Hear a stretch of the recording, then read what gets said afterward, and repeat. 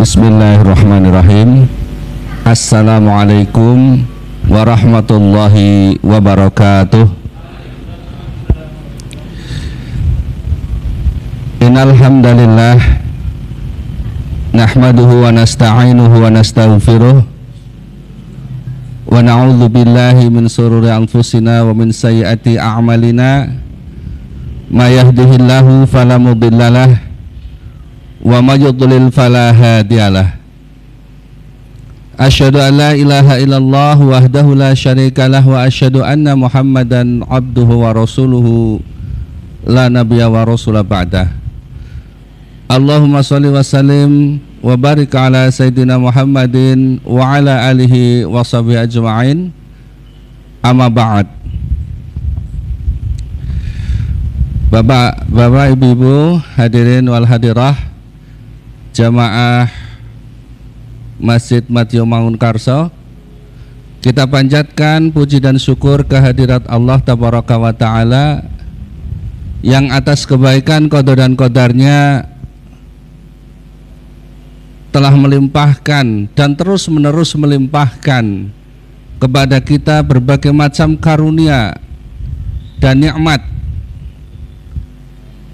Di antara nikmat batin yang luar biasa besarnya kita terima ialah nikmat berupa iman dan Islam, serta nikmat-nikmat jasadiah yang kita tidak akan mampu untuk menghitung berapa banyak nikmat yang telah Allah limpahkan kepada kita. Salawat serta salam semoga senantiasa tercurah limpahkan kepada junjungan kita, suri tauladan kita, baginda Rasulullah Muhammad sallallahu alaihi wasallam, keluarganya, para sahabatnya, dan juga umatnya. Insya Allah termasuk kita yang senantiasa berusaha menghidup-hidupkan sunnahnya dan menjauhi perkara-perkara yang menselisihi sunnah. Bapak Ibu hadirin wal hadirah, pada kesempatan malam hari ini di pengajian parkiran dakwah, insya Allah kita akan berbincang secara santai, yaitu tentang problematika atau permasalahan yang saat ini cukup berat ya dihadapi oleh para orang tua, yaitu permasalahan dalam tanda petik kenakalan anak ya. Ini nun sewu bagi bapak ibu yang memang sekarang ini dikaruniai amanah oleh Allah ya, yaitu anak, maka permasalahan anak ini memang permasalahan yang sangat amat berat ya di zaman sekarang, untuk kita memberikan arahan-arahan agar anak-anak kita itu tetap berada dalam keadaan baik. Nah, ini memang merupakan sebuah tantangan dari sebuah pergeseran tata nilai yang ada. Sebelum lebih lanjut atau lebih jauh kita berbicara tentang anak, maka perlu kita samakan terlebih dahulu persepsi siapakah yang disebut dengan anak tersebut ya.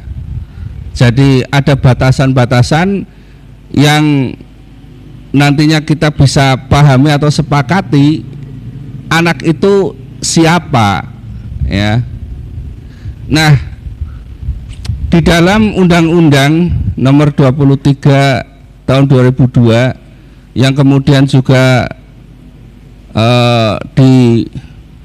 disempurnakan dalam Undang-Undang 35 Tahun 2014, itu disebutkan bahwasanya anak adalah seseorang yang berumur di bawah 18 tahun, termasuk anak-anak yang berada di dalam kandungan. Ini yang disebut dengan anak ya. Nah,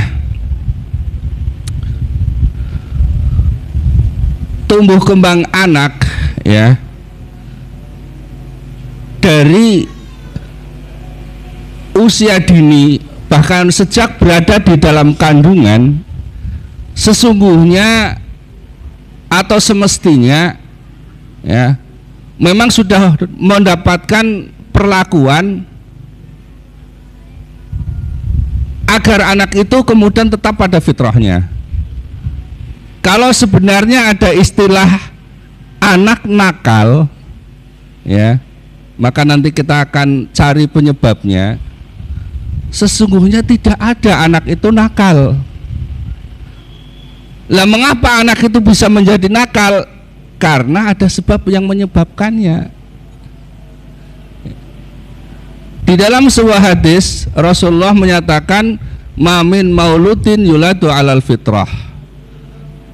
Ya, setiap yang terlahir itu berada di dalam keadaan fitrah, artinya berada dalam keadaan suci. Artinya setiap anak yang terlahir itu berada dalam keadaan suci.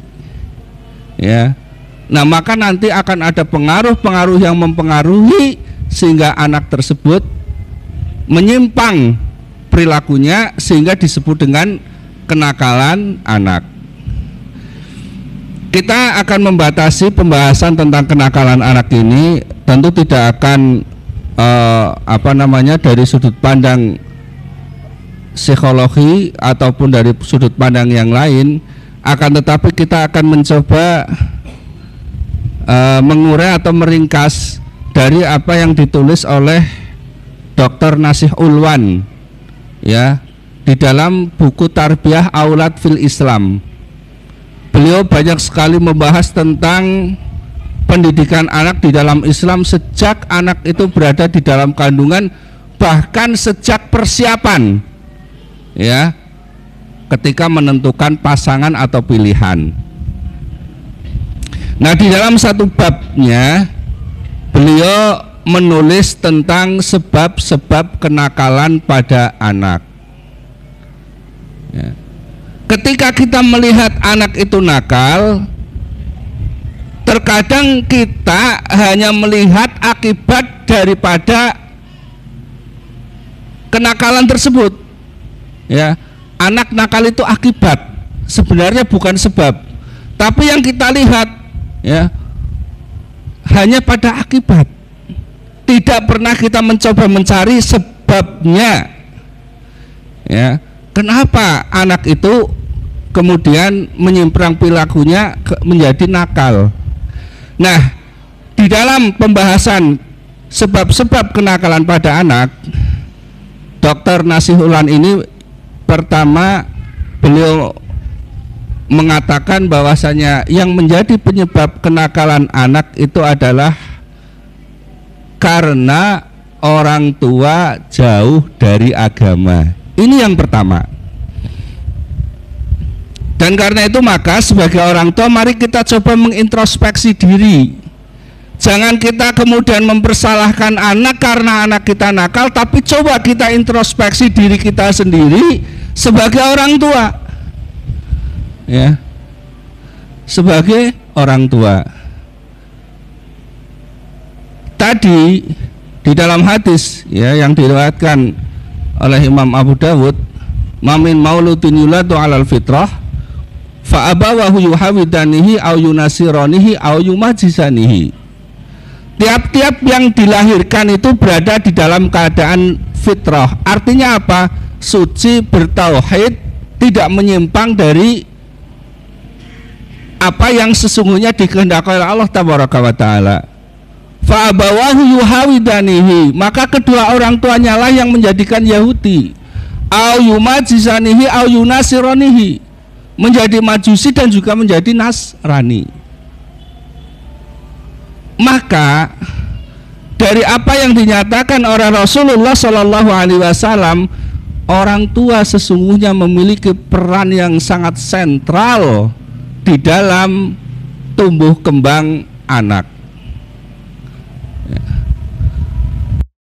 Ya, kita kadang-kadang sebagai orang tua sudah merasa cukup ya, mencarikan nafkah, kemudian anak kita sekolahkan, kalau sore kita ngajikan ke TPQ, betul? Tapi kita tidak pernah memberikan tarbiyah di dalam rumah, di dalam keluarga kita.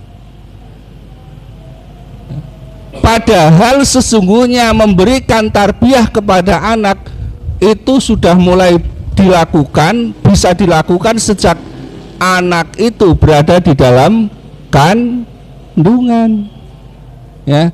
Nah, karena jauhnya orang tua dari agama, nggak ngerti ilmunya, ketika hamil ya meteng gitu kan, nunggu bulannya lahir tanpa ada upaya pendidikan terhadap anaknya ketika berada di dalam kandungan. Ya. Nah, ketika kita sudah tidak mendidik di dalam kandungan, itu berarti lolos satu kesempatan kita mendidik anak kita. Ya. Begitu anak kita terlahir, sejak dari balita, itu adalah usia emas bagi anak-anak. Tapi kebanyakan orang tua juga tidak memperdulikan tentang tumbuh kembang anak pada usia-usia emas ini. Ya. Dianggapnya anak ya anak. Ya. Berkembang ya berkembang sesuai dengan keadaan secara alami, tidak ada upaya untuk memberikan tarbiyah. Ya. Sekali lagi karena kedua orang tuanya tidak memahami tentang bagaimana cara mendidik anak. Sudah seperti itu, orang tua tidak memberikan kefiguran atau contoh. Ya. Pendidikan terhadap anak itu sebenarnya paling mudah adalah memberikan contoh. Orang tua itu menjadi figur bagi anak-anaknya. Ya. Anak itu paling mudah diajari sholat, bukan kemudian nak sholat, ini sudah waktunya sholat. Enggak begitu. Apalagi nyuruh anaknya nak sholat, sementara ibunya asik nonton sinetron. Betul enggak? Kadang-kadang merintah anaknya sholat malah asik main HP sendiri. Ya bagaimana anak ini akan menurut kepada orang tuanya? Paling efektif ketika anak itu kita suruh sholat, ayo nak ambil wudhu sholat sama abi, ya, ke masjid, maka anak akan mendapatkan figur. Tapi ketika anak itu tidak mendapatkan kefiguran dari orang tua, tidak mendapatkan tarbiyah di dalam keluarga, ini yang menjadikan potensi sesungguhnya anak kemudian berperilaku menyimpang. Ya, karena itu hendaklah kita menumbuhkan kesadaran pada diri kita masing-masing orang tua atau calon orang tua, ya, atau sekarang sudah bukan orang tua lagi tapi sudah punya cucu. Coba kita perhatikan terhadap cucu kita. Ya, bagaimana pola pendidikan kepada anak cucu kita? Dekatkan anak cucu kita ini dengan ajaran-ajaran Islam.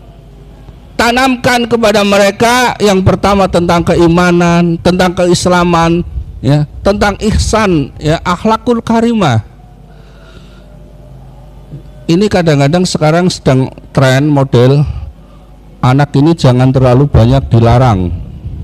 Nah, tidak dilarang tapi diumbar. Sekemauannya katanya itu adalah bentuk kreativitas, ya. Nah, ini juga tidak benar, karena menurut Imam Ali, ya, mendidik anak itu ada 3 tahapan. 7 tahun pertama perlakukan anak itu dengan penuh kasih sayang, perlakukan seperti raja, ya. 7 tahun kedua anak ini sudah mulai diperlakukan seperti tawanan, artinya itu mulai dikekang, ya, kebebasannya juga sudah mulai diatur, diberitahukan tentang apa yang menjadi kewajibannya. Ini usia 7 tahun kedua. 7 tahun ketiga jadikan anak itu seperti sahabat, karena anak sudah mulai akil balik, akal pikirannya sudah tumbuh, sudah bisa diajak diskusi. Nah, di situ mulai anak kita ajak berpikir. Ini menurut Imam Ali radhiyallahu anhu. Ya, oleh karena itu sekali lagi, kalaupun kita tidak bisa memberikan pendidikan ya secara akademisi kepada anak-anak kita karena mungkin pendidikan kita yang kurang, akan tetapi setidaknya kefiguran kita terhadap anak ya, setelah ba'da maghrib kita baca Quran, sholat sunnah di rumah juga kita tegakkan, suasana di dalam rumah betul-betul kita upayakan islami, maka insya Allah anak akan bertumbuh dan berkembang dalam keadaan yang baik. Nah, kemudian yang kedua, sebab kedua mengapa anak itu menjadi nakal adalah terjadinya KDRT atau kekerasan dalam rumah tangga. Nah, kekerasan dalam rumah tangga ini ya, kalau kita urai, kita telusur sumber permasalahannya, diantaranya yang pokok dan utama, suami istri atau pasutri ini tidak atau belum memahami tentang hak dan kewajibannya masing-masing ya, atau kadang-kadang sudah tahu hak dan kewajibannya, akan tetapi tidak dipenuhi hak dan kewajiban tersebut, sehingga terjadilah kekerasan dalam rumah tangga. Contoh ya ini, dan ini banyak sekali terjadi. Suami sudah bekerja dari pagi sampai sore, peras keringat banting tulang, tapi qadarullah, yang namanya rezeki Allah atur, ternyata rezeki yang didapatkan tidak sesuai dengan yang diharapkan. Pulang ke rumah sudah dalam keadaan capek ya, hasil dari kerjaannya diserahkan kepada istri, istri merasa bahwa yang diberikan ini enggak cukup, ngomel, saya ke apa larang nafkahi mung sakmene dan seterusnya ya kan. Akhirnya apa?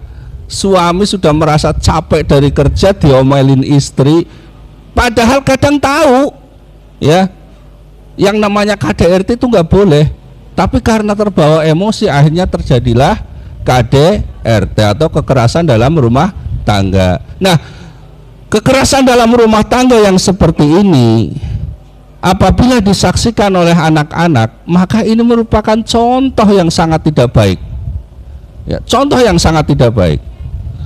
Apalagi kemudian dampaknya ketika ya, pelampiasan kekesalan orang tua dari akibat persoalan-persoalan yang terjadi, malah justru kekerasan itu diarahkan kepada anak-anaknya.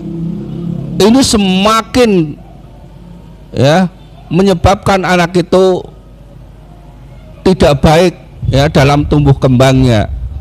Anak dapat menjadi atau mengalami trauma psikologis. Nah, trauma psikologis yang seperti inilah yang kemudian terngiang-ngiang sampai besar ya. Nah, ini kemarin ada pertanyaan dari jamaah, bagaimana ketika sejak kecil kedua orang tua itu memperlakukan seorang anak itu tidak baik, apakah tetap doanya Robbighfirli wali walidaya warhamhuma kama rabbayani shoghira gitu. Ini pertanyaan cerdas tapi yang membingungkan ya.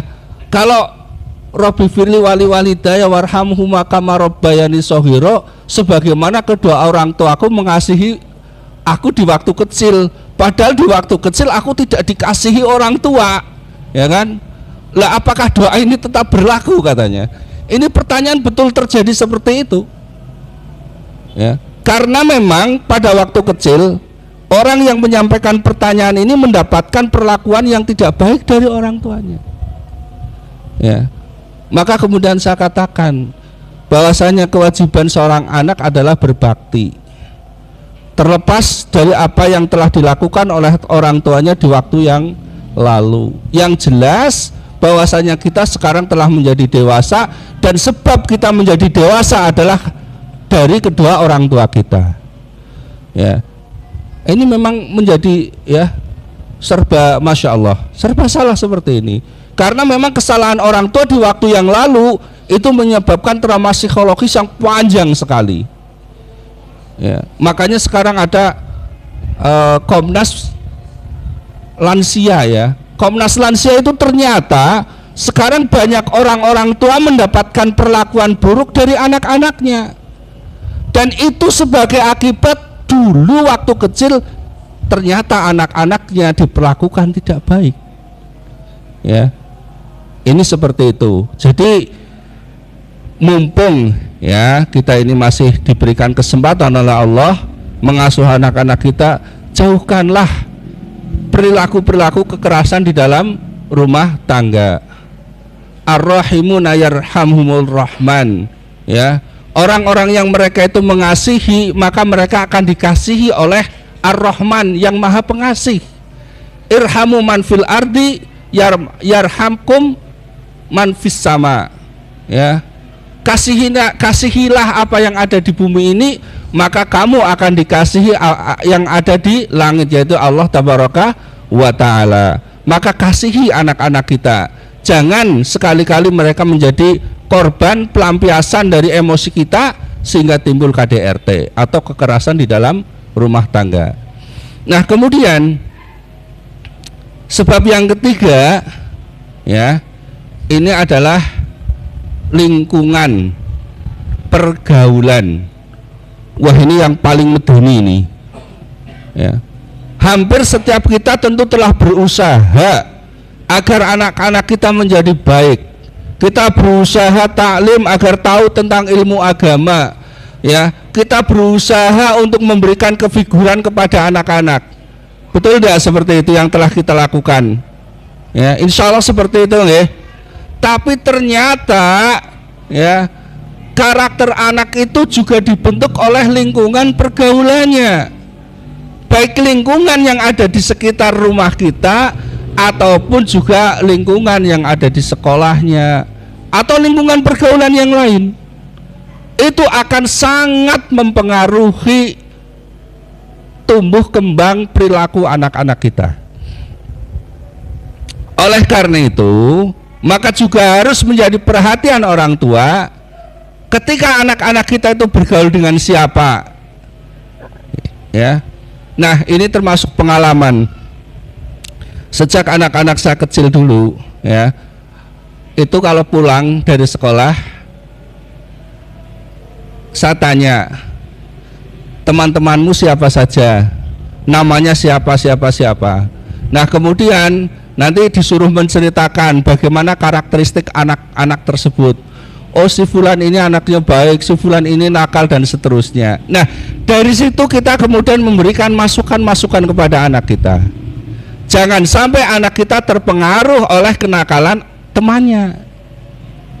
Justru kita memberikan dorongan kepada anak kita agar mempengaruhi temannya yang nakal ini agar tidak nakal. Ya. Akan tetapi ya Masya Allah ya, Rasulullah Shallallahu Alaihi Wasallam sendiri di dalam sebuah hadis yang cukup panjang itu memberikan perumpamaan berdekatan dengan orang yang soleh dan berdekatan dengan orang yang jelek itu ibarat berdekatan dengan penjual minyak wangi dan pandai besi ya. Seseorang yang berdekatan dengan penjual minyak wangi, ia tidak akan merasa rugi. Karena apa? Jika punya duit bisa beli minyak wanginya. Tapi kalau nggak punya duit, dapat baunya, kan gitu, ya kan? Tapi berdekatan dengan pandai besi, ya, pandai besi. Mungkin anak-anak sekarang sudah nggak pada tahu ya seperti apa pandai besi. Nanti bisa dilihat di YouTube cara membuat peso ya dari pandai besi. Di situ ada besi yang dibakar dengan bara, ya kan? Nah, kalau kita berdekatan dengan pandai besi, badan kita bisa hangus terkena letupan bara api, atau baju kita, atau setidaknya kita akan mendapatkan bau yang tidak enak. Ini gambaran ketika kita berdekatan dengan orang soleh dan orang yang jelek.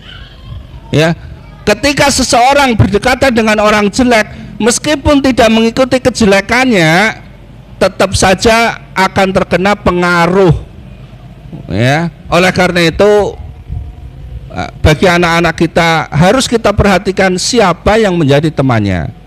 Jangan sampai dibiarkan, dilepaskan begitu saja, ya. Siapa yang menjadi teman anak-anak kita? Karena sekali lagi itu sangat berpengaruh terhadap tumbuh kembang perilaku anak-anak kita. Nah, kemudian yang keempat, ini juga luar biasa mengerikan, ya. Kalau di dalam bukunya Dr. Nasiulwan tidak terbahas karena pada waktu beliau menulis mungkin ini belum muncul, ya kan, yaitu pengaruh gadget atau media sosial. Wah, ini luar biasa, Masya Allah Bapak Ibu sekalian, ya. Yang namanya HP ini bisa menjadi setan, bisa menjadi malaikat, tapi lebih banyak menjadi setan, ya enggak? Karena apa? Coba kalau kita sendiri mengevaluasi antara mencari manfaat dari HP itu dengan yang tidak manfaat, banyak yang mana? Kita bisa evaluasi dari situ. Apakah kita lebih banyak membaca artikel-artikel Islami, atau kita hanya sekedar bersendaguro, atau sekedar melihat, ya, tontonan-tontonan yang seharusnya tidak kita tonton, ya. Nah, padahal pengaruh medsos, pengaruh gadget, karena ini adalah merupakan zaman yang memang kita tidak bisa melepaskan diri dari hal tersebut, ya, maka bukan kemudian kita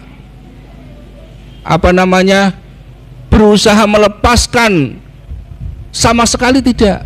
Akan tetapi yang kita harus perhatikan adalah bagaimana kita mendapatkan manfaat dan menghindarkan mudarat. Ya, coba kalau kita evaluasi di masa pandemi kemarin, anak-anak kita disuruh daring, ya, daring paling-paling 30 menit, paling lama 1 jam, tapi bermain dengan gadgetnya itu lebih dari daring tersebut. Akibatnya apa sekarang? Anak-anak hasil daring itu Masya Allah, ya, secara intelektual itu kualitasnya rendah sekali. Ya, mohon maaf ini nanti jangan tersinggung yang mungkin lulusan hasil daring atau mahasiswa hasil daring, ya. Tapi itu harus diakui, ya, kualitasnya rendah.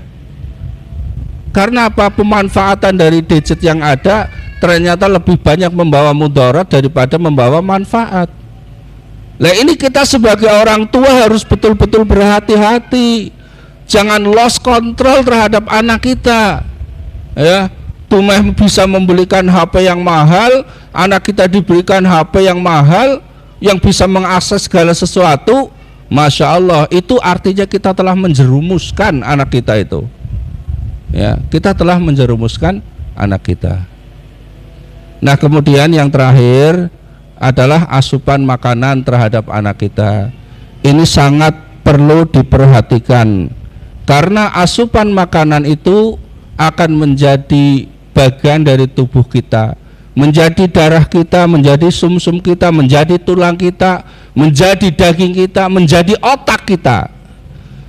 Ini asupan makanan, ya. Maka bisa dibayangkan kalau kita mengasup makanan yang haram, kemudian menjadi bagian, ya, dari tubuh kita, menjadi otak, ya, otaknya akhirnya berpikirnya tentang yang perkara-perkara haram, ya kan? Nah, ini makanya termasuk salah satu rahasia kenapa terkadang, mohon maaf, orang-orang yang mereka mengambil harta dengan tidak hak, ya, seperti koruptor, ya, saya katakan dengan tegas seperti ini, ternyata keadaan keluarganya Masya Allah, ya, mereka secara glamor luar biasa, mobil mewah, gedung megah, tapi ketika sampai pada anak-anaknya, ternyata anak-anaknya adalah korban narkoba, ya, kemudian juga berperilaku menyimpang dan seterusnya. Itu apa sebabnya? Salah satunya adalah asupan dari makanan, ya. kehilangan barokah dari makanan ini sehingga kemudian menyebabkan terjadi hal-hal yang seperti itu. Para salafus soleh kita dahulu itu sangat berhati-hati terhadap masalah makanan. Ya, pernah suatu saat Abu Bakar radhiyallahu anhu itu dibawakan makanan dari seorang budaknya, langsung dimakan oleh Abu Bakar. Maka kemudian oleh budaknya ini bertanya kepada Abu Bakar, "Ya Tuan, apakah Tuan tahu dari mana makanan yang saya bawa ini?" Lah, ini makanan dari mana? Ini makanan dulu ketika saya belum Islam, saya itu berpura-pura jadi dukun, kemudian saya diberi seekor ayam dan ayam ini berkembang biak. Maka makanan yang Tuan makan itu adalah berasal dari hal tersebut. Langsung Abu Bakar Siddiq ya radhiyallahu anhu itu mulutnya itu dikodek gitu kan, sampai muntah-muntah. Dikeluarkan makanan yang haram tersebut. Ya, lah ini makanya Masya Allah ya, hanya pada persoalan makanan saja itu sudah sangat berhati-hati, perkara yang haram berhati-hati. Barokah Allah itu luar biasa, turun dari langit dan dikeluarkan dari bumi. Sekarang kita ini dengan perkara yang halal dan haram itu sudah tidak lagi peduli. Maka barokah dari Allah ini kadang sudah sangat sulit kita dapatkan. Ya, peringatan-peringatan dari Allah sekarang ini Masya Allah. Kemarin ya, ada yang mengatakan bahwasanya ini sepanjang sejarah rob terbesar ya, sampai tanggul yang di dekat pelabuhan bobol, katanya seperti itu. Ini sekarang musimnya sudah, kalau dihitung dari Pranoto Mongso sudah musim kemarau, ya kan? Tapi kok masih hujan? Sebenarnya ini peringatan dari Allah Tabaraka wa Ta'ala. Karena perilaku kita ini sudah tidak lagi memperhatikan perkara yang halal dan yang haram, barokah dari Allah Tabaraka wa Ta'ala itu dicabut. Ya, kemudian yang kita dapatkan pada saat sekarang ini Masya Allah. Salah satu contoh yang sekarang ini kita lihat fenomena luar biasa. Ya, mohon maaf ini malam Jumat berangkat pengajian Nun Sewu ini ya, yasinan tahlilan. Tapi pulang dari yasinan tahlilan mampir ke toko beli buntut kambing, itu mending buntut nomor. Nah, ini kan Masya Allah ya, dan itu terjadi betul terhadap kaum muslimin yang sekarang ini Masya Allah. Di RT saja saya sekarang ada 3 counter ya yang menjual buntut ini ya, Masya Allah. Dan itu jamaahnya luar biasa Pak. Waktu pandemi jamaah masjid itu kosong, jamaah buntut ini terus penuh ya. Lah kayak gini ini kok minta kita barokah dari Allah, dari mana? Ya. Oleh karena itu maka mari ya Bapak Ibu hadirin wal hadirah jamaah Masjid Madjumangun Karso, sebagai orang tua kita berusaha dengan usaha yang maksimal bisa menjadi figur, bisa menjadi contoh bagi keluarga kita, anak-anak kita, cucu-cucu kita. Kemudian juga jauhkan dari KDRT, carikan lingkungan yang baik, kemudian juga perhatikan tentang gadget media sosial, dan juga tentang asupan makanan yang diberikan kepada keluarga kita. Kok sudah kita upayakan semuanya, ya kan? Ternyata kok anak kita masih dalam tanda petik nakal. Barangkali ini adalah ujian dari Allah Tabaraka wa Ta'ala, sedang menguji tentang kesabaran kita ya, karena ada juga para nabi dan rasul yang mereka juga diberi ujian oleh Allah berupa kenakalan anak ya, yang anaknya tidak mau nurut kepada orang tuanya, yaitu Nabi Nuh alaihi salam ya, ketika disuruh masuk ke dalam kapalnya ternyata dia memilih ya, untuk bersama dengan orang-orang kafir ya. Ini bentuk ujian dari Allah, kesabaran kita. Tapi jangan pernah kita berputus asa atau sebagai orang tua merasa pegel pegel hatinya sampai keluar doa yang nggak baik. Jangan sampai seperti itu. Ya, jangan sampai. Barangkali Allah sedang menguji kesabaran kita sampai batas kita mati. Tapi ketika kita mati ternyata anak kita sadar, itu bisa jadi. Ya, maka jangan sampai kita berdoa jelek untuk anak-anak kita, ya, karena dalam tanda petik kenakalan mereka, yang akhirnya doa kita ini menjadi sebab juga tertutupnya hidayah dari Allah untuk anak-anak kita. Ini yang harus sangat diperhatikan oleh kita. Ya, kemudian juga ya, ketika kita menghadapi anak-anak kita yang dalam tanda petik nakal, jangan kita mengatakan anak bodoh, anak kurang ajar. Ya. Tapi dengan kesabaran. Balik perkataan kita, yang kita ingin mengatakan anak bodoh, kita katakan bocah kok pinter ya Allah, gitu kan. Ya. Bocah kok manute ya Allah, gitu. Insya Allah dengan doa yang seperti itu, dengan membalik kata yang seperti itu, tembus dari hati kita kepada Allah, kenakalan anak yang terjadi itu kemudian berbalik juga.